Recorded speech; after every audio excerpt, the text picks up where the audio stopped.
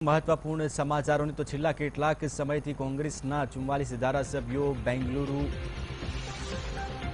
પ્રવાસે છે તો આવતીકાલે તમામ 44 ધારાસભ્યો ગુજરાત પરત આવે તેવી શક્યતા સેવાઈ રહી છે। સવારે 4 વાગ્યાની ફ્લાઇટમાં તમામ ધારાસભ્યો ગુજરાત પરત ફરશે તો 10 ધારાસભ્યો સવારે 4 વાગે આવશે। બાકીના ધારાસભ્યો બપોરે 12 વાગ્યાની ફ્લાઇટમાં પહોંચશે। ત્યારબાદ આણંદના નિજાનંદ રિસોર્ટમાં તેઓ રોકાણ કરશે। 8 ઓગસ્ટે રાજ્યસભાની ચૂંટણી આવી રહી છે ત્યારે 44 ધારાસભ્યો કોંગ્રેસના બેંગાલુરુ ગયા હતા અને ત્યાં રાજ્યસભાની ચૂંટણીને લઈને રણનીતિ ઘડવામાં આવી હતી। જોકે આજે તમામ ધારાસભ્યો પરત ફરશે તેવી શક્યતા સેવાઈ રહી હતી, પરંતુ આવતીકાલે તમામ કોંગ્રેસના 44 ધારાસભ્યો ગુજરાત પરત ફરશે।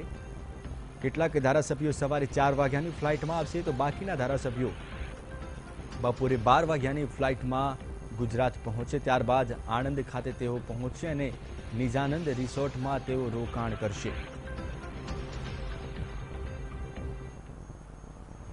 વધુ માહિતી આપશે સંવાદદાતા મેહુલ દુધરેજિયા।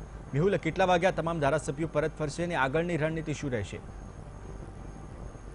બેંગ્લોર ખાતે જે અત્યારે કોંગ્રેસના 44 ધારાસભ્યો અત્યારે ત્યાં રોકાઈ રહ્યા છે તે આવતીકાલે વહેલી સવારે 4 વાગ્યાની એક ફ્લાઇટમાં આવશે અને ત્યારબાદ 12 વાગ્યાની બીજી ફ્લાઇટમાં તેઓ આવશે। અમદાવાદ એરપોર્ટ તેમજ વડોદરા એરપોર્ટ ઉપર જે પ્રમાણે અત્યારે સુરક્ષા ગોઠવી દેવામાં આવી છે, તમામ જે સુરક્ષા છે તેને આપવામાં આવશે।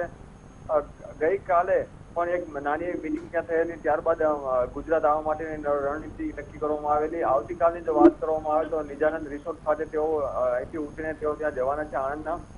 ત્યાં પણ રક્ષાબંધન ઉજવશે અને જે ફેમિલી લોકો છે તે પણ ત્યાં જશે ને રાખડીઓ બાંધશે। આ સાથે ત્યાં પણ એક બેઠક યોજવાની છે। આ બેઠક